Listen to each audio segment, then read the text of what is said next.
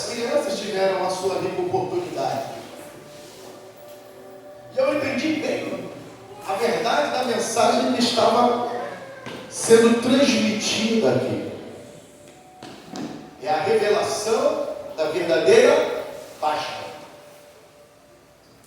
Não a Páscoa que engana, ou a Páscoa favorável ao contexto do mundo, mas a verdadeira Páscoa. E se nós formos observar, o Senhor, Ele instaurou a Páscoa na lei, e depois trouxe a última Páscoa na graça.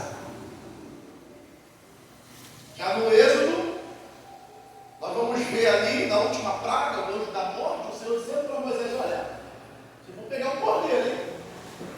Vocês vão matar esse cordeiro, vocês vão comer esse cordeiro, e essa será a Páscoa. Só que a Páscoa na lei, ela vai matar constantemente cordeiros.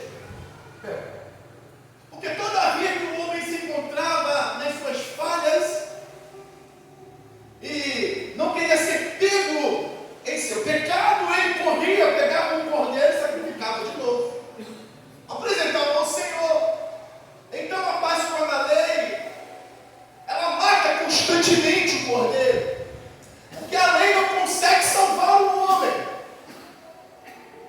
E aí Jesus vem, e vem como um cordeiro pascual, e na sua morte, ele é o último cordeiro a morrer, porque agora ele traz a Páscoa na graça. Isso foi dito aqui através dessas crianças. Páscoa não é caixa de bombom, ovo de Natal, de ovo de Páscoa, não é dizer que tem um coelho para lá e para cá. A Páscoa é o direito de ser salvo em Cristo Jesus. Aleluia! Só que não tem como falar de missão sem citar esse grande exemplo bíblico, sem fazer menção deste homem que, para mim, aqui na Bíblia, no Novo Testamento, é o maior ícone de missões a ser revelado. Esse apóstolo que é alcançado, vivendo, vamos dizer assim, a Páscoa da lei. E ele conhece o Cristo que traz a Páscoa na graça. Eu fico feliz com Jesus, que toda vez que eu vou ministrar, eu fico tão dependente do Espírito e Ele vai me dando a direção do que eu quero ser dito. E essas palavras mexem comigo.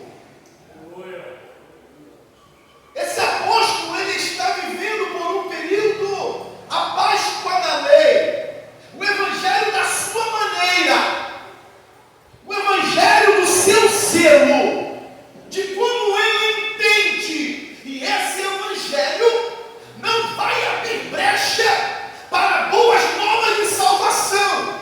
Esse Evangelho, essa lei que ele vive e tem zelo, não vai dar espaço para um Jesus que salva.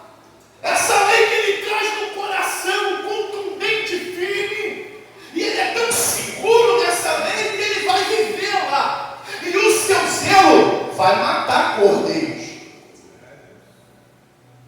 Esse apóstolo se revela na história, primeiramente como perseguidor, e alguém que rejeita uma verdade que liberta plenamente o homem da lei. Ele primeiro é confrontado, e ele é confrontado por aquilo que é a base da missão, a verdade. Aleluia.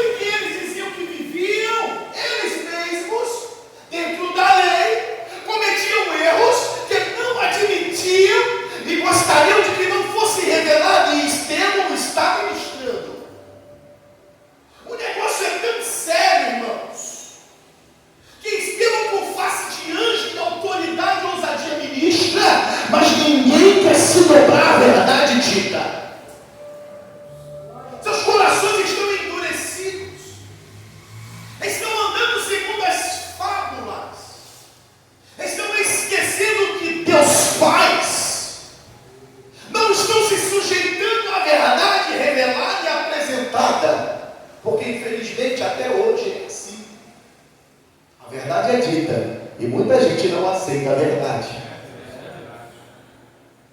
Estevão está ministrando, eu estou aqui contextualizando.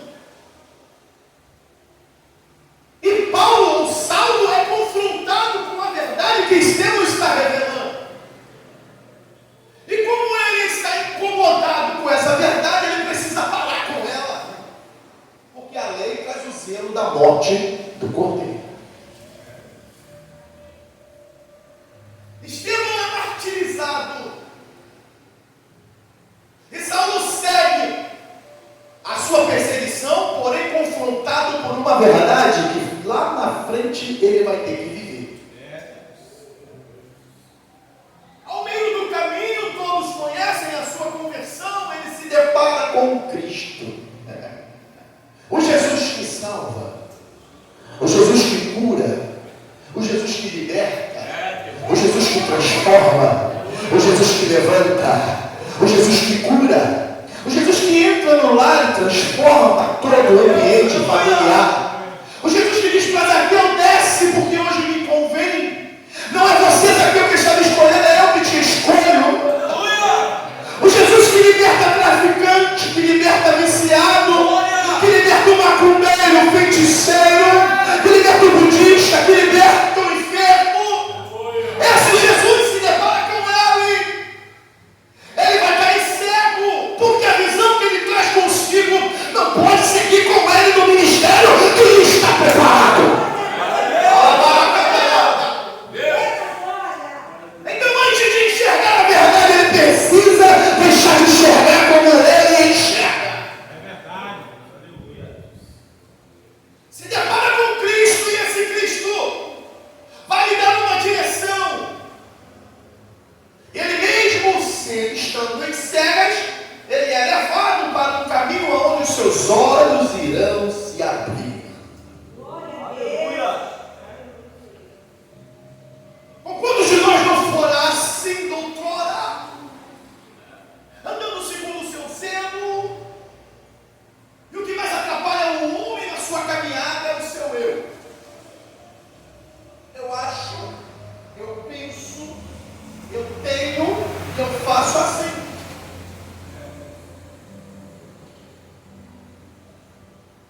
Eu tenho muito, por exemplo, o salmista Davi, ele é tremendo. É pegar um exemplo de alguém que sabe como caminhar. Pega Davi, não olha para os erros de Davi, não. Olha para a maneira que ele lida diante de Deus. Davi vai descer para a guerra. Davi conhecia o seu potencial bélico, o que ele tinha à disposição para usar, conhecia a sua técnica como guerreiro, mas ele nunca deixava de perguntar para Deus: Senhor, eu vou ou não vou? Eu faço ou não faço? Eu luto ou não luto? Eu guerreiro ou não guerreiro? Porque Davi está entendendo que, independentemente de toda a bagagem que ele tem, para vencer, ele precisa de Deus na causa. Aleluia. O apóstolo vai sofrer transformações, e estas transformações mudarão o seu entendimento. O seu entendimento. E nós fizemos uma leitura invertida para que eu pudesse trazer para os irmãos aquilo que foi ministrado no meu coração. No capítulo 10 da carta aos Romanos, estamos encontrando um apóstolo em andamento ministerial, em crescimento ministerial, em ascensão ministerial. Ele está trabalhando e galgando resultados através do seu trabalho, e a sua visão ela é ampla, e esse apóstolo precisa revelar qual é o teor, qual é o centro, qual é a força motriz que levará ele adiante cada dia, independentemente das adversidades. E por ora, neste capítulo da carta aos Romanos,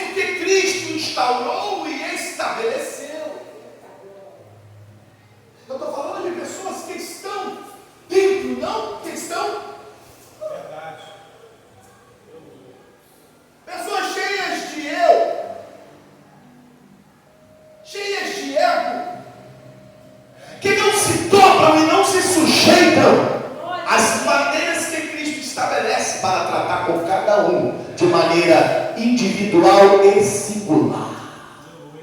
Você pode ministrar esse irmão que está te avisando? Diga para esse teu vizinho aí, ó, ele vai tratar contigo. Pode falar. Ele vai tratar contigo de maneira individual e singular. Ele é Deus para todos, mas com todos ele vai tratar de forma individual e singular. Ele é Deus de todos, mas com todos ele vai tratar de maneira única, com experiência única, e ninguém poderá dizer que não é ele que está fazendo.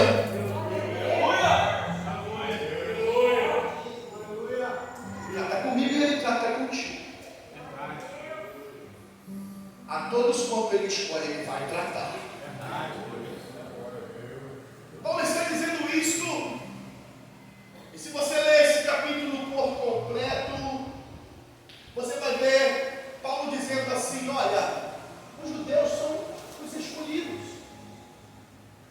Israel é a noiva. Mas o Senhor e o próprio Moisés na lei disse que Deus traria povos. E vocês teriam ciúme deles. Por que ciúmes? Porque eles não tinham o direito, mas vão herdar esse direito através da graça fabulosa. Porque eles não tinham como ser salvos, mas eles foram salvos através da graça favorecida. Porque eles não eram para ser, mas eles vão passar a ser, para poder ensinar a quem é. Às vezes, nós ouvimos alguém perguntar assim: por que, pastor? A pessoa nasce na igreja, cresce na igreja, olha, desde criança não se desvia, não comete pecado, não faz nada, cresce lá, mas não consegue ser um ministro da casa do Senhor, um pregador da casa do Senhor, um levita da casa do Senhor. Às vezes, é por falta de interesse em obedecer o que ele está mandando. Aí por que, pastor? Porque eles vão pegar na igreja um traficante lá, um homicida, um estrupador, um adúltero, um cachaceiro, um viciado, um macumbeiro. Aí traz o camarada com 1 ano, 2 anos, 3 anos de igreja, está pregando, está levando o evangelho a toda criatura, está sendo ministro da casa do Senhor, está dirigindo congregação. Mas por que isso? Porque ele escolhe quem ele quer, ele faz o que ele quer, da maneira que ele quer, e é para quem obedece que ele dá.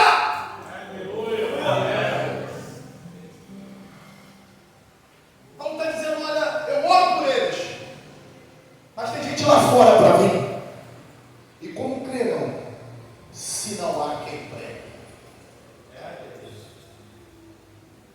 Como enfocarão aquele de quem nada ouviram? É como se Paulo estivesse dizendo assim: alguém tem que ir. É como se Paulo estivesse dizendo assim: se eu não for, quem vai? Se eu não fizer, quem vai fazer? Se eu não me preocupar, quem vai se preocupar? Eu vou.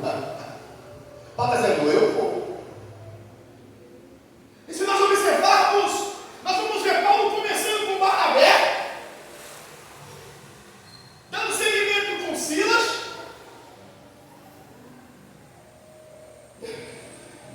A segunda epístola a Timóteo, olha só. E aqui eu começo a compartilhar. Posso descer, pastor? Eu começo a compartilhar com os irmãos. Na segunda epístola a Timóteo, se você quiser pode acompanhar aí, capítulo 4 que nós lemos. Nós vamos ver o apóstolo Paulo agora. Esse homem já não é mais um apóstolo em ascensão, não é mais um ministro em crescimento, não é mais alguém que está caminhando no meio, ele já é alguém experiente. Em término ministerial, a sua caminhada ali já está chegando ao fim. Tudo que ele precisava ver, experimentar ou viver em Cristo, ele já havia vivido. Diga-se de passagem que muita coisa aconteceu. Paulo viu muita coisa, Paulo presenciou muita coisa, Paulo testificou tanta coisa, Paulo viu Deus agindo através da vida dele. Houve momentos que ele foi apedrejado, dado como morto, se levantou e saiu andando, saiu pregando, fez gente caindo de cima da janela,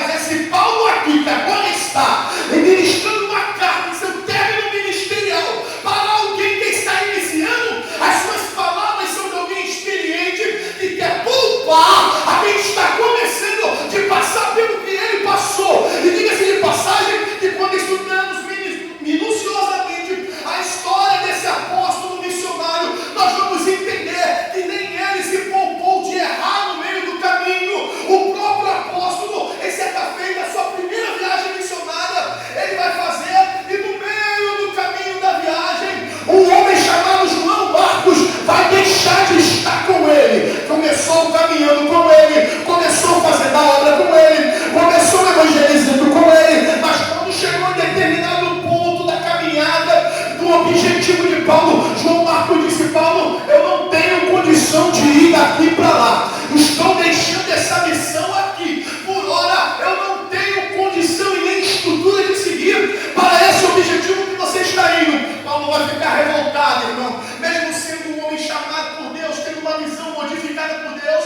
ele vai errar em julgar o pobre do irmão João Marcos, e ele vai dizer: olha, você nunca mais vai andar comigo, rapaz, porque você não tem condição de me seguir na obra missionária. João Marcos volta para trás. Paulo agora vai empreitar diante a sua caminhada uma segunda viagem missionária, e quando ele chama Barnabé, que era seu companheiro de missão, Barnabé diz: eu vou chamar João Marcos mais uma vez, e Paulo diz: João Marcos não, esse aí não anda mais comigo, ele não completou a primeira, vai completar a segunda, vai me abandonar de novo, rapaz, não quero esse camarada perto de mim, deixa ele para lá, comigo ele não anda, comigo ele não prega, comigo ele não louva, comigo ele não tem comunhão, comigo ele não vai andar junto, ele não cresce junto comigo, ele não vai caminhar comigo. Por quê? Porque alguém que não aguenta, alguém que não tem estrutura. Parece que posso levar na minha argumento dizendo: Paulo, tenha calma, tenha paciência, muda o teu entendimento em relação a isso, porque nem todo mundo é Paulo, nem todo mundo foi chamado para pregar em Roma,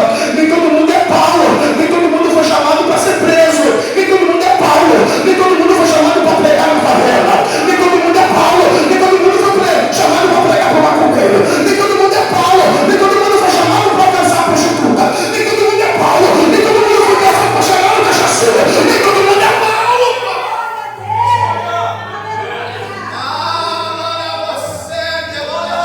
Eu tenho uma coisa para te dizer, uma coisa para te dizer aqui que eu quero que você leve para sua casa. Eu sou eu, você é você. Até onde você vai, eu não sei. Não sei nem até onde eu vou. Até onde eu vou, só quando eu chegar lá que eu vou saber. Até onde você vai, só quando você chegar lá que eu vou saber. O teu ministério ninguém pode julgar. O meu ministério ninguém pode julgar.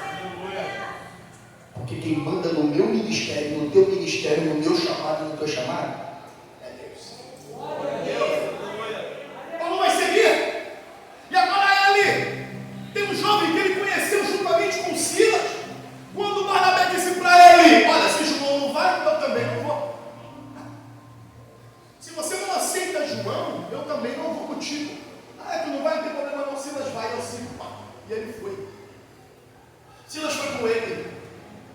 E no meio do caminho ele conhece esse jovem, Timóteo. Olha, pensa no jovem. Alguém que Paulo vai chamar até de filho. Pensa num jovem obediente, observador, bom aprendiz, zeloso, um jovem dedicado. E Paulo vai ver esse potencial e vai puxar esse jovem para perto. Vai delegar a ele algumas responsabilidades. Esse jovem vai herdar o direito de estar à frente de uma igreja de anciões, gente cascuda que não quebra a cabeça, que não muda, que não se dobra, e por causa do chamado novo, de um chamado recente, eles olham de cima para baixo e não aceitam se sujeitar a esta autoridade. E ele está passando por poucas e boas, e esse jovem precisa de orientação, só que agora Paulo está preso. Paulo está no seu final de ministério. Paulo está sujeito ao término até da sua vida. Mas Paulo precisa orientar Timóteo. E sabe o que eu vejo aqui nessa carta? Um homem dando o panorama de um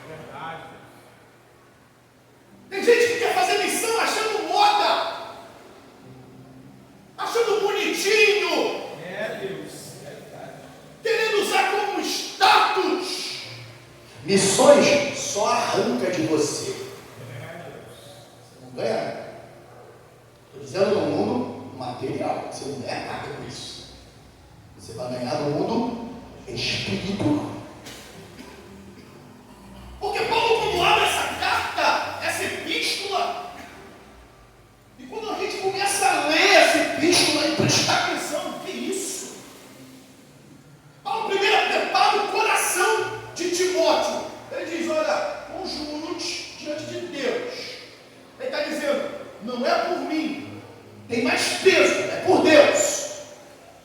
Prega a palavra, rapaz. Parece que eu vejo que Paulo, por hora, tenha lido uma carta de Timóteo, ou tenha ouvido alguém testificado que Timóteo reclamava, ou indagava do que estava passando. Talvez Timóteo disse para Paulo em carta: olha, eu não aguento mais essa igreja, eu não aguento mais esses anciões, estou a ponto de parar, estou a ponto de desistir. Mas Paulo tem visão missionária. E Paulo precisa deixar o missionário com saúde espiritual para suportar o que o campo missionário oferece. Ele diz: olha, prega a palavra, rapaz. Prega em tempo e fora de tempo. É assim mesmo. Vai ter tempo em que eles não vão querer ouvir a verdade que Cristo depositou em nossos corações. E vão começar a eleger pessoas que vão dizer mentiras, mas que é coisas que eles querem ouvir. Eles querem ouvir: a vitória é tua, levanta a mão e dá glória e pronto. Mas eles não querem ouvir que tem que se consertar, Timóteo. Eles querem ouvir: receba e pronto. Mas não querem ouvir que tem que se sujeitar e obedecer, Timóteo. Preciso que você permaneça firme na verdade em que constituí como ensinamento para ti. Permanece, por quê? Porque o galardão vem do alto. Permanece, por quê? Porque o renovo vem do alto. Permanece, por quê?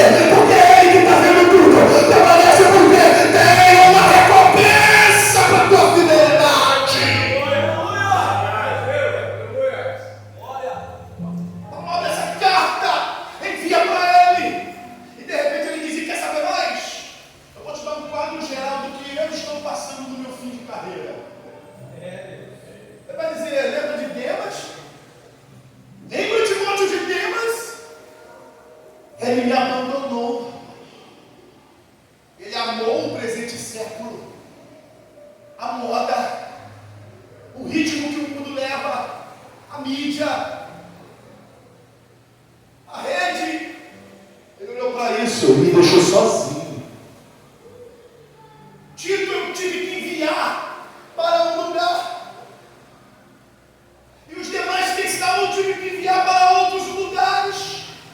Por quê? Porque a Tessalônica não pode ficar sem ouvir a mensagem que liberta. Sabe quem está comigo? Só Lucas.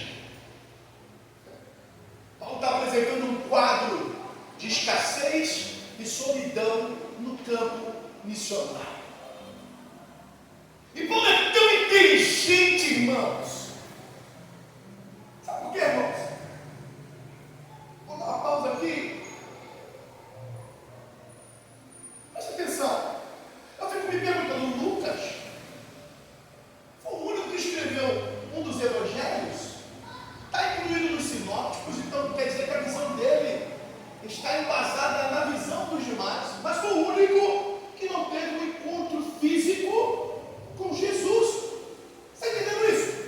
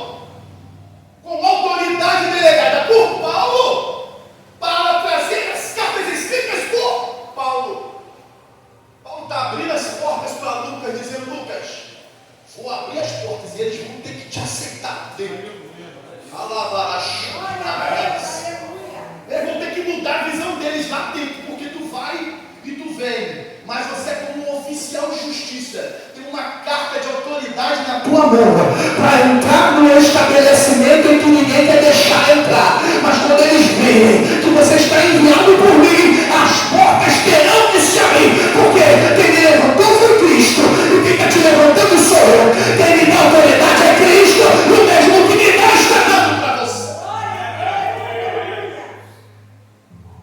Lucas está virando missionário ali, irmão. Aí eu me maravilho, porque você vê a visão de Lucas em relação aos acontecimentos. Se você parar para analisar dos 4 evangelhos, o de Lucas é o mais gostoso para você estar lendo e aprendendo acerca dos milagres e do ministério de Cristo e de tudo mais. Em Atos dos Apóstolos, Lucas vai poder descrever o nascimento da igreja através da pessoa do Espírito Santo, o crescimento, a ascensão, o segmento da igreja na terra. Olha o que Deus está dando para Lucas, só porque ele colou com Paulo. É tão interessante que os estudiosos aqui presentes vão saber que quando Lucas abre o Evangelho, que ele vai escrever a primeira epígrafe do Evangelho, ele está dizendo assim: pareceu-me por bem, tendo em vista todos os relatos que eu ouço acerca dos acontecimentos desde Cristo, ó grande Teófilo, escrever o meu parecer, como se ele estivesse dizendo assim: vou dar mais peso a tudo que já foi dito. E Paulo está em prisão, revelando esse quadro, esse panorama, porque não pense que missões não é feito debaixo de lágrimas, não pense que missão não é feito debaixo de dor, não pense que missão não é feito debaixo de renúncia, não pense que missão não é feito debaixo de dedicação, porque missão, principalmente a missão de Cristo, é feito debaixo de tudo isso. E ele está dizendo: olha, fiquei sozinho, Timóteo. Está doendo, Timóteo. Solidão, Timóteo. E quem lê tudo vai ver, vai dizer assim: ó, os hereges se levantaram. Eu digo mais, teve um em questão chamado Alexandre Latuero. Olha, esse daí me causou grandes males, Timóteo. Está difícil aqui. E o fim do meu ministério é chegado. É interessante que Cristo não deixa enganado ninguém no seu ministério. Até a hora de parar, ele revela. Até quando está chegando no ponto final, ele revela. Ele está dizendo assim: olha, já me foi revelado que o momento de ser levado como aspersão e libação é chegado. Mas eu vou te dizer, Timóteo, não tenho nada a lamentar de tudo que Jesus fez comigo até aqui. Quer saber mais, Timóteo? Combati o bom combate, acabei a minha carreira e guardei a minha fé. E o meu objetivo e missão, Timóteo, sempre foi a coroa. Nunca foi o status. O meu objetivo e missão, Timóteo, sempre foi chegar lá, salvação. Nunca foi ficar na mídia. Timóteo, o quanto falam de mim por aí, ou o quanto me colocam lá em cima por aí, não me interessa. Me interessa a coroa que me está preparada. Desde quando ele me chamou para esta hora.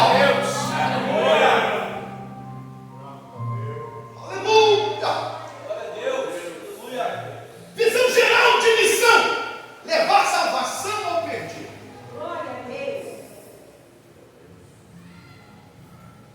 Visão geral de missão: alcançar o que não foi alcançado, trazer o que está perdido. É a visão geral. Tanto que o próprio Cristo, antes de ascender aos céus após ressuscitar, ele diz: olha, ide por todo mundo e pregar o Evangelho a toda criatura. E digo mais, está garantido na terra. Se tu pregar a verdade que eu vos ensinei, quem crê nessa verdade será salvo.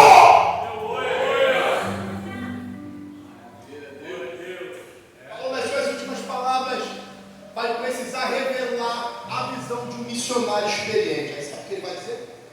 Ele diz assim, ó: procura vir ter comigo depressa. Vem correndo. Está se aproximando o inverno. Faz o seguinte: Traz a capa que eu deixei em casa de carro. Traz essa capa. E faz mais o seguinte: é alguém que eu preciso que você traga. Alguém que eu preciso que você traz para perto de mim. Sabe por quê? Esse alguém, eu descobri que tem intimidade no ministério. No princípio eu rejeitei esse alguém. Eu não quis ele perto de mim, Timóteo, mas agora eu preciso dele.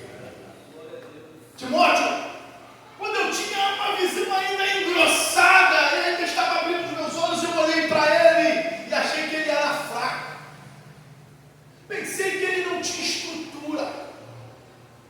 Achei que ele não conseguiria acompanhar o meu ritmo, mas hoje, com uma visão experiente, panorâmica da coisa, em término de carreira, eu preciso reconhecer o ministério dele. Por quê? Porque ele tem utilidade para o reino de Deus.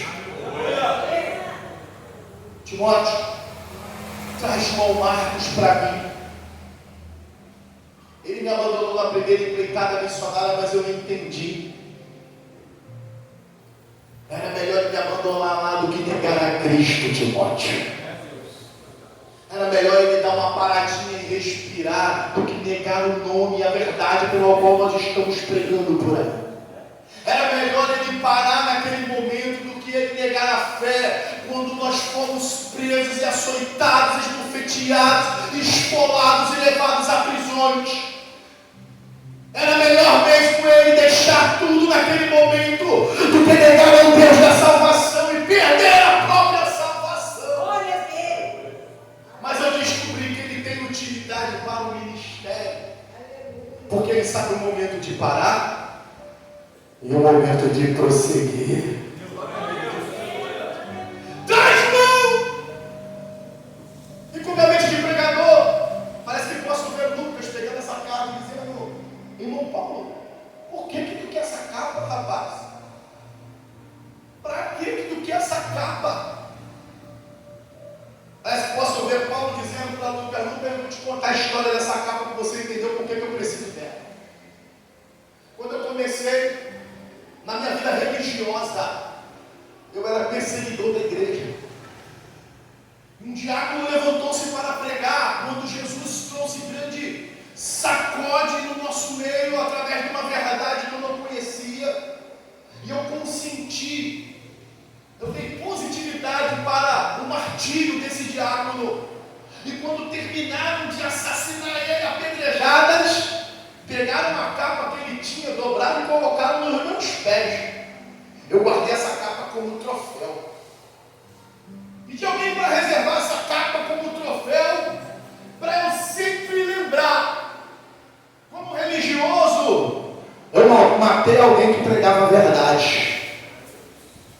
Mas agora, como alguém que vive debaixo da graça, eu preciso dessa capa. Para quê, irmão Paulo? Para me lembrar. Como que alguém que prega a verdade morre? Como que alguém que prega a verdade, mesmo sentindo dor, olha para o céu e vê o céu se abrir e vê aquele que tem toda a autoridade sentado sobre o trono? Porque quando apedrejava o Estevão, ele dizia: olha, eu vejo os céus abertos.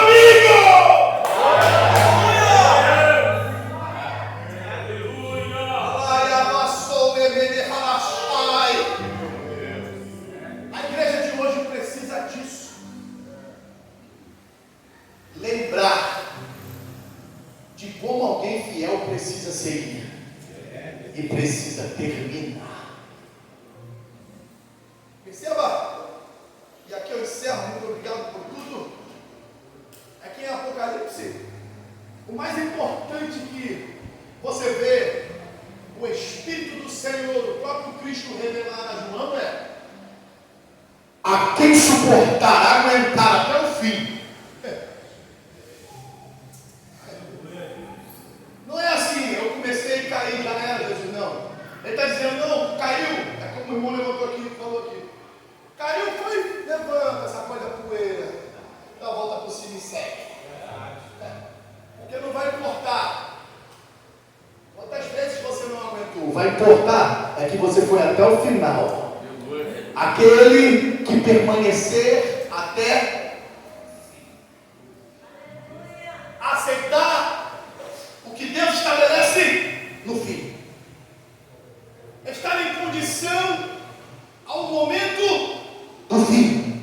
E não estou aqui ministrando uma palavra para que você viva de qualquer maneira durante.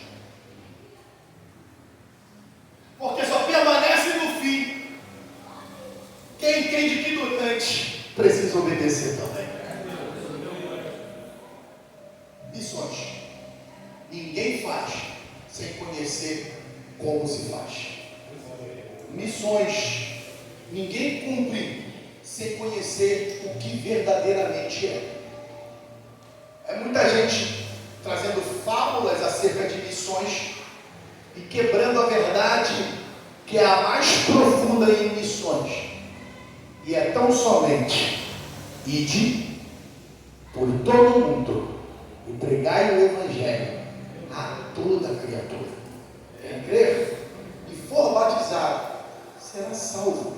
Porém, quem não crer será condenado. Uma verdade que está difícil de ver por aí. É muito triste ver que em algumas igrejas está sendo pregado: vinde como estás e fique como queres.